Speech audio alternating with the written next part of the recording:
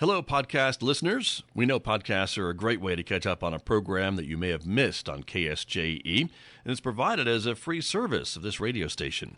But you know, KSJE is now listener-supported, and so while you enjoy this podcast, we hope that you'll also take some time to join KSJE.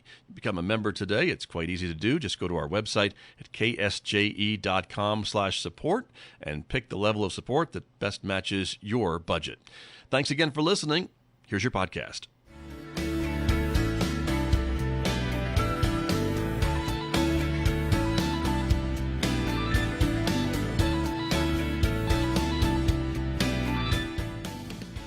Ten minutes past 8 o'clock, Thursday morning. It is the 4th day of September, 2025. Good morning, everyone.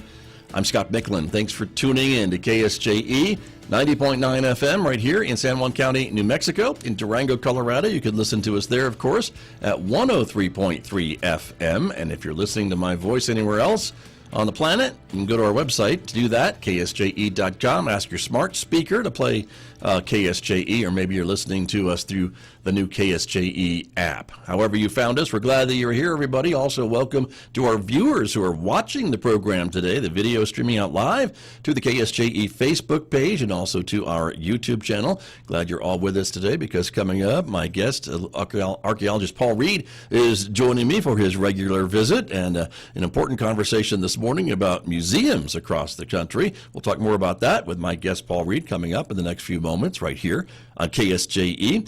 Then, of course, next hour, classical music with Mick Hess, our host of Roving with the Arts, the long-running classical music program here on KSJE, beginning at 9:06 after the news right here. Reminder to connect with us on other social media platforms if that's your thing. Facebook, YouTube, of course, Instagram, Blue Sky, and X. And our podcasts. You can subscribe to KSJE podcasts and maybe discover a new local program that you may have missed. They're available probably where you're already listening to podcasts, so check it out. Also, the new KSJE app available now at the App Store and on Google Play. Check it out. Take us with you. Stay connected. You can listen on the go, of course. You can connect with our podcasts there and much, much more. Outside our studio, here at San Juan College, it is a partly cloudy Thursday morning, 63 degrees at the moment. We are expecting a partly cloudy day today with a high of 77 in Farmington, maybe a 20% chance of showers in our area, a little bit higher maybe to the south and east of us. Overnight, though, that chance of rain increases to 50% with a low near 60. More 50% chance of rain on Friday and Saturday. The high tomorrow, 78. The high on Saturday, 78. Overnight lows near 60. Sunshine returns on Sunday with a high near 81, and then mid-80s for the beginning of next week. I'll be back with my guest, archaeologist Paul Reed, right after this on KSJE. KSJE is supported by San Juan Regional Medical Center, whose vision is to deliver world-class care, making life better for the communities they are privileged to serve. Offering a comprehensive range of inpatient, outpatient, and emergency care services so residents can live life better here. San Juan Regional Medical Center, community owned and operated, here for you. Celebrate KSJE's 35th anniversary on Friday, September 12th at San Juan College. Enjoy Ballets with a Twist, the show that mixes the glamour of Hollywood with the excitement of modern dance. Tickets are free to celebrate KSJE, but you need to reserve your seat. Go online at sanjuancollege.edu. The show starts at 7 p.m. on Friday, September 12th at the Henderson Performance Hall at San Juan College.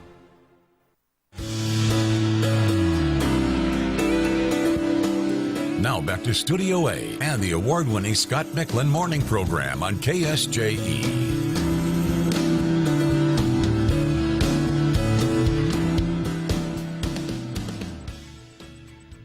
My guest this morning on the program, as I mentioned, archaeologist Paul Reed is joining us remotely today, but there he is. We can see him and I think hear him. Good morning, Paul.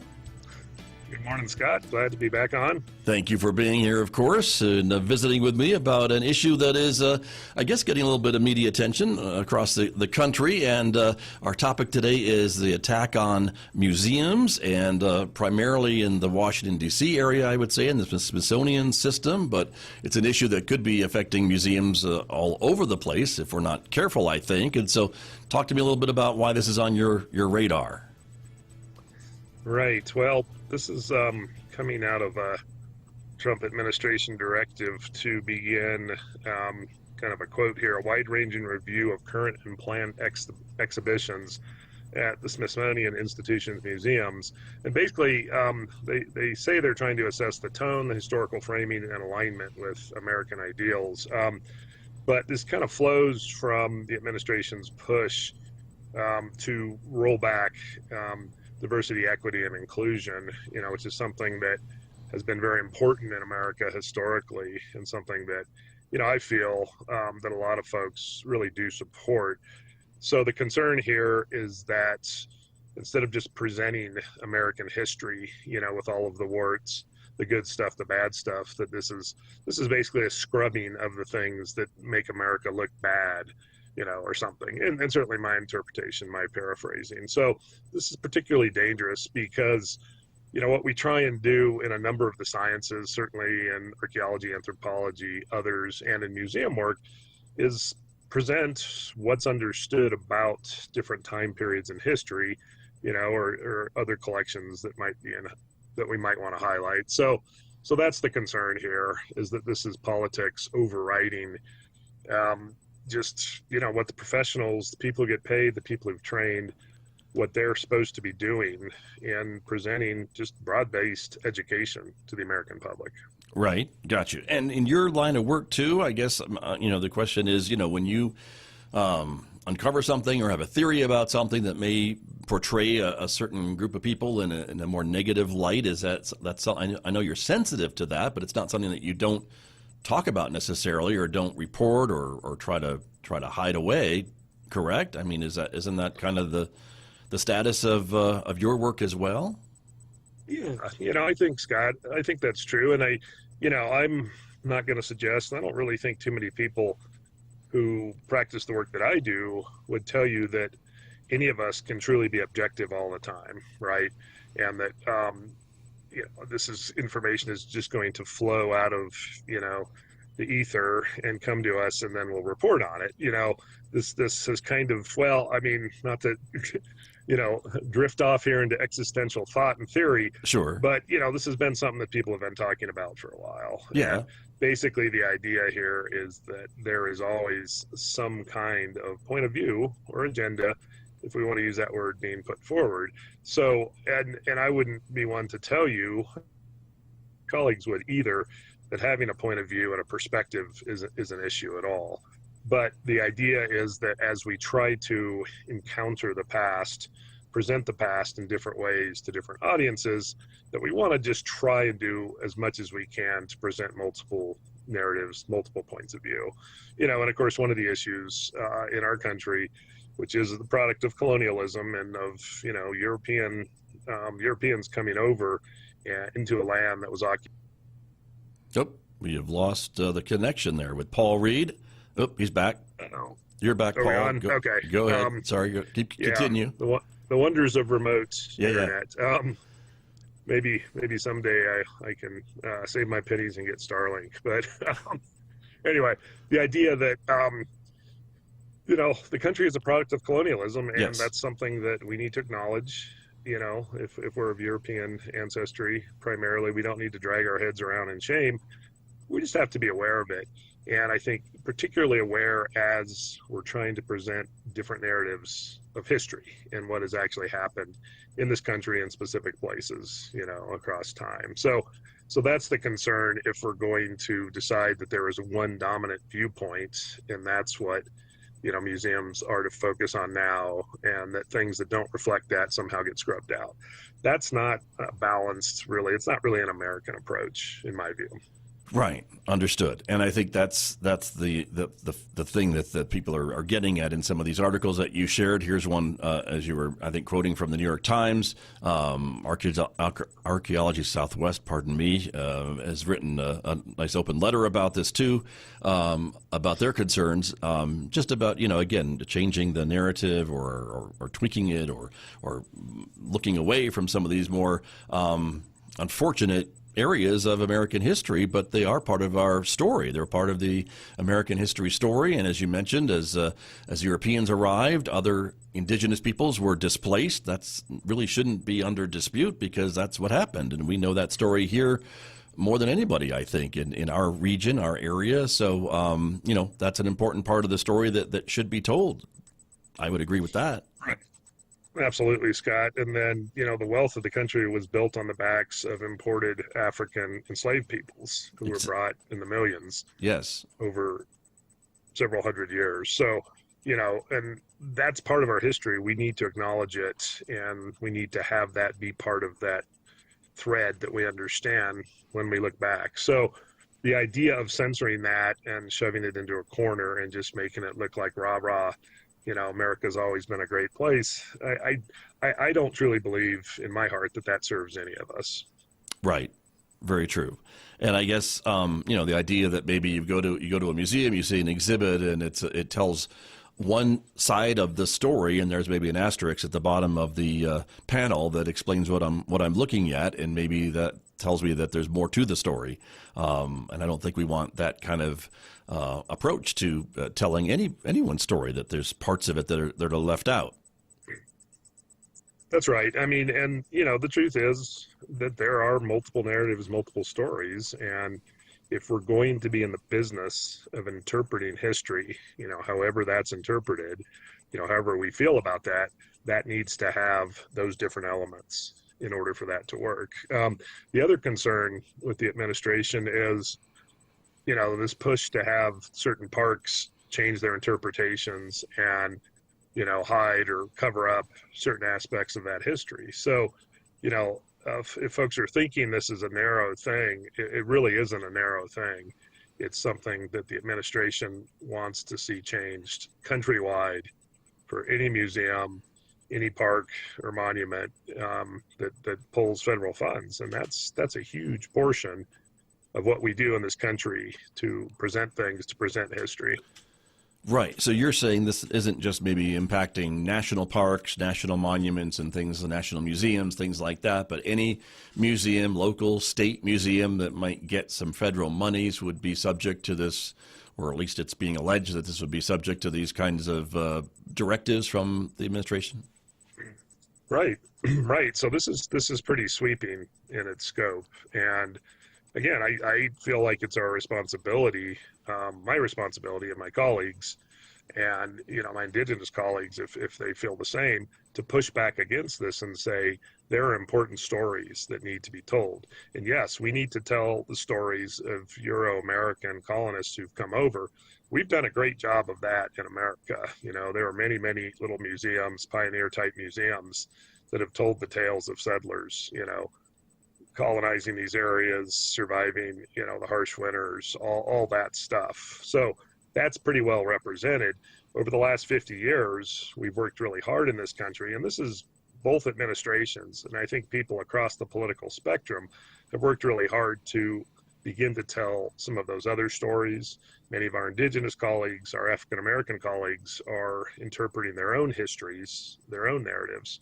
So we've really learned a whole hell of a lot, in my opinion, over these recent decades. So, this move to go backwards, as I see it, and as many see it, really is damaging. Sure, exactly. And I know just recently, at least it seems recently to me, I think the museum's been open for a number of years now, but the newest, I think, addition to the Smithsonian museums in Washington, D.C. is that National Museum of African American History and Culture, which is dedicated to telling the entire story of slavery and the African American people and some of the struggles that they encountered in this country, and that whole building is dedicated to telling that story, which now seems to be running as an affront to the administration's policies and wants for this directive, I guess. Right. So it's kind of hard to imagine how you have that museum and you go through this process of removing the things that make America look bad, or however that's interpreted. So, yeah, there's pretty significant concerns here, and again, just the idea that those of us who are interested in trying to tell this story as completely, as accurately as possible, that we need to continue on those paths and, put up our hands and say, we don't think this is a good idea and we're going to resist this. Right. Very true. And again, to state the obvious, here we are, two white guys talking about this. I can only imagine if I was someone who was of African American descent and that museum was telling the story of my ancestors, how I might feel even more connected to that story and these issues and affecting even more strong than we're talking about here today.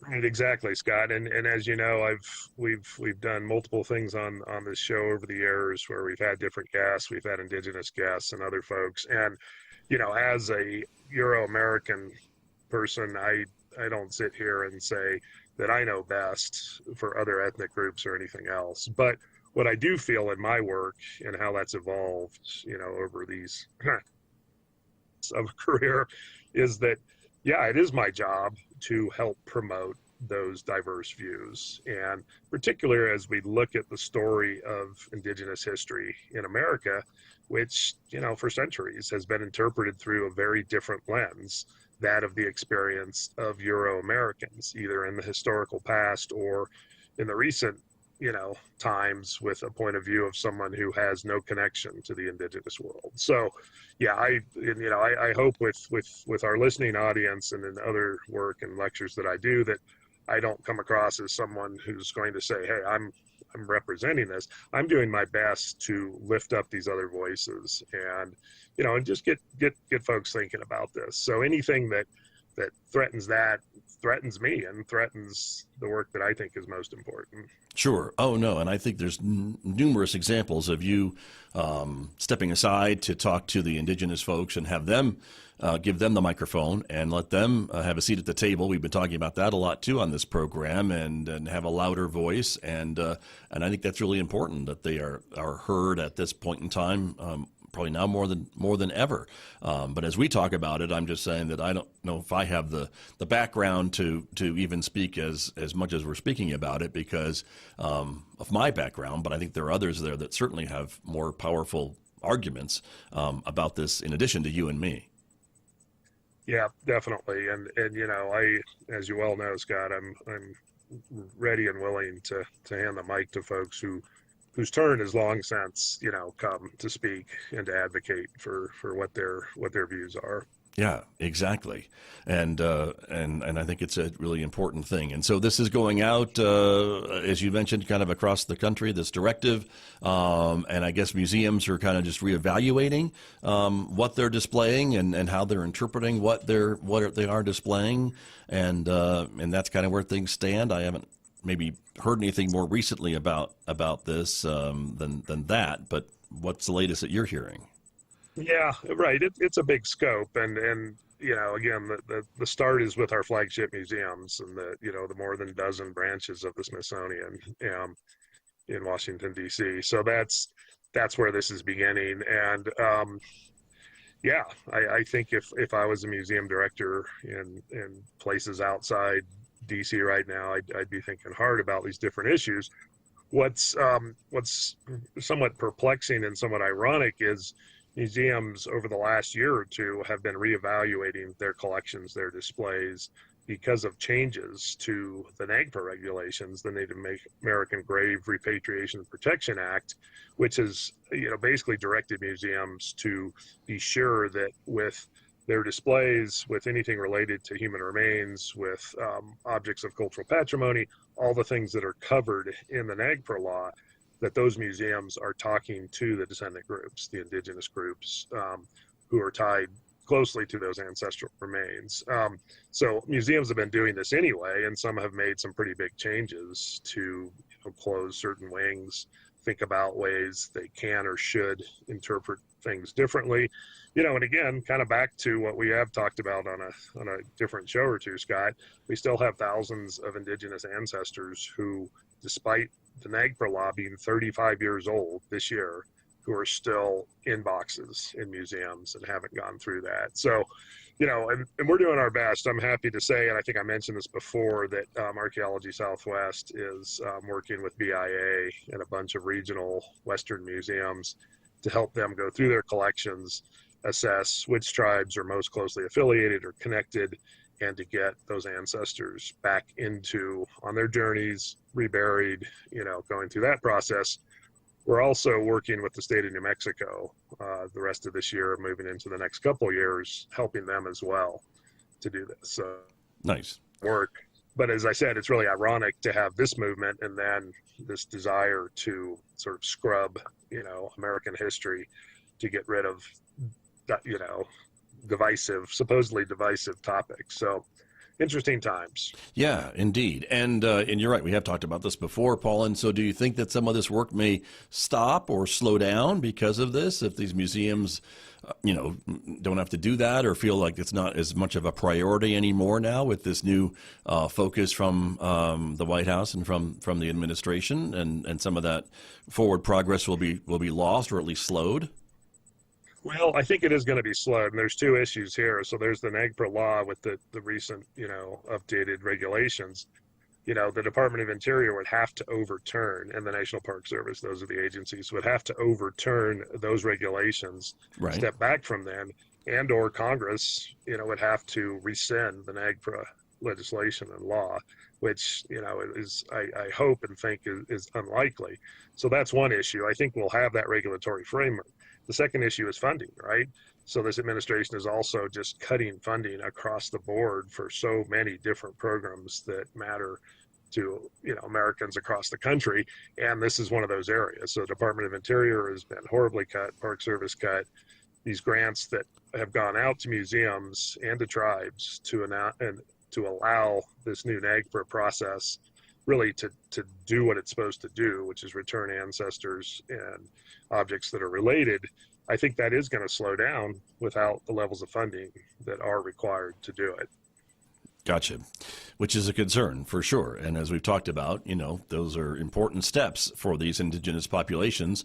And I think to, again, have that seat at the table and be part of this ongoing conversation when it comes to telling the story. And I know, again, that's affected local museums as well as museums in other parts of the country and other parts of the world as well.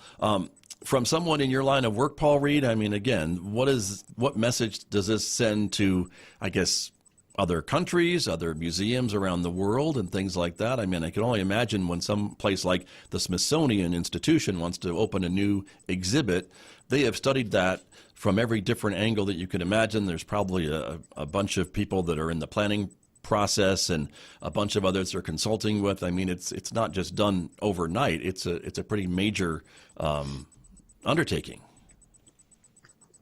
Right, that's correct, Scott. And I think that really over the last few decades, the U.S. has certainly been a leader on many, many fronts, including our museum work, what we've done in managing cultural resources, and working with indigenous tribes and trying to redress some of the problems, some of the huge issues from the past.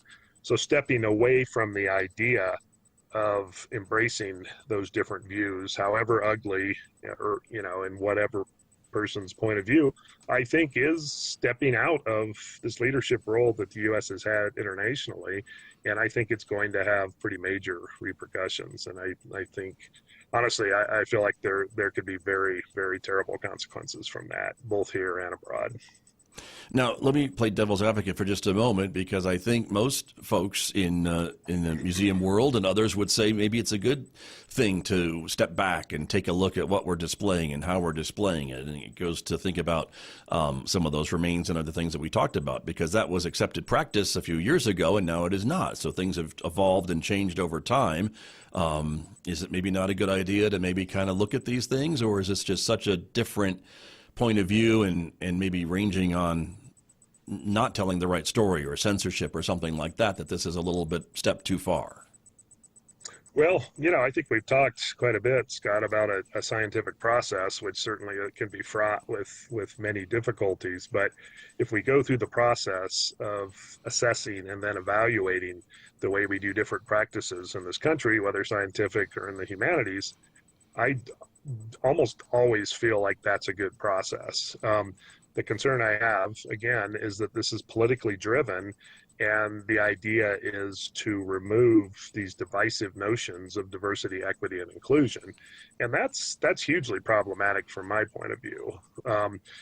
Periodically evaluating what's in your museum, what's on display, and talking to the folks, the descendant communities, if you're a historical museum, whose ancestors, stories, artifacts, etc., are represented is a huge thing. But to decide that, again, this part of American history or this little corner of it is really not a suitable story because we're teaching our children, allegedly, that they shouldn't be proud of America because these terrible things happened in the past, I'm never going to feel like that is a good approach. So, yes, let's do the evaluation, but let's do our absolute best to keep an overriding political agenda that is about squashing stories, narratives.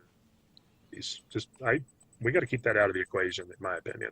Sure, and that makes sense. It does make sense to me to hear that and to tell the entire story. I mean, I think the story of anybody, any institution, any country, any people, there's good, there's bad, there's ugly, but it's all part of that story. And to kind of whitewash it and not focus on some parts, to only focus on the good parts, doesn't really give the audience the whole view of the story, I guess is what I'm trying to say. And so, warts and all, I think it's important to be part of that conversation. And I think you probably agree with that. I do. I absolutely do, Scott. And again, the country's complicated. There's multiple stories to be told. Not every institution has to tell the same story. And it's not like these institutions were given instructions from, the left, if we're talking about the political sides of the spectrum here. Left said, okay, this is what you have to say. It's more about tell the stories that are important in your region or, the country as a whole with our Smithsonian flagship institutions, tell the stories that represent the country, its population, its diversity, and have that be your agenda. And don't try to slice out narrow parts of it and say, this is what we think is the only thing, the best part of America. Right. That makes sense. And I understand. And I think that definitely makes sense, Paul Reed. And again, going back to our local history here, we have Aztec ruins. And, if I guess we were just going with conventional wisdom, there'd be stories about how these were ruins built by the indigenous peoples from Central America or something like that, the Aztecs, which we know is not true. And that story has changed over time because the evidence didn't support the original narrative, right? That's exactly right. We've gone through a process of research, assessment, trying to reach a better understanding, and particularly with Aztec and Solomon and, sites in the Chacoan world, we've done a much better job of late involving Pueblo descendant communities in those stories to talk about, their perspectives, which again, we missed out on for quite a number of decades. Right. Right. So it's important, again, to bring everyone to the table and hear their perspectives and be part of this. And it seems like with some of these things that may not be happening. And I think that's your fear, that's your concern, and it's well-founded from seeing all the progress that we've made recently. And it would be a shame to see that go backwards or at least slow down. So I understand what definitely would. Yeah, I understand what you're saying. Are there some groups? I know, again, as I mentioned, Archaeology Southwest has this open letter, I think, on your website about your concerns, the organization's concerns about this. Are other groups, I guess, being more vocal too? It seems like they are. Yes, there are. There's a number of other groups. Our national organization, the Society for American Archaeology, or SAA, has written, a very strong letter as well, objecting to this. Many of our indigenous partners are talking about this and the best way to, push back on this and say, we don't feel like this is a good idea. Right. And I would imagine, I guess there's probably a place for Congress to play in this conversation as well, if they choose to do that. But that would be part of this too. I mean, we do have three branches of government, and so that would be one area of pushback as well if folks disagree or agree with what's being done. Right, exactly. And that, again, is one of the strengths of our country, having, our court system, a presidential administration, and then Congress to hopefully balance things out in the country. And so, yes, we need the Congress those in the Congress who are interested in this issue to introduce bills and try to stand firm. Yeah. It seems like that this is the time for that more than ever, perhaps. And again, no matter where you stand on the issue. Well, Paul, an interesting conversation as always. We are running out of time, but any final thoughts on what other folks should be maybe watching for or looking for here? Well, I would just encourage folks in the listening audience to keep up to date on this issue, and if folks feel strongly to speak out about it and keep the discussion going. Obviously America is a democracy. Our strength is in the many peoples comprising our country, those different groups, and democracy functions best when we have lots of public dialogue, we have public action, we have people talking about things and really speaking up when they object. So that's my encouragement. It sounds like good advice, so I appreciate that. Well, Paul, thank you so much for being with me this morning. Always appreciate your time. I know you're a busy guy, so thank you so much. Thank you, Scott. A pleasure for me. All right. Good to see you.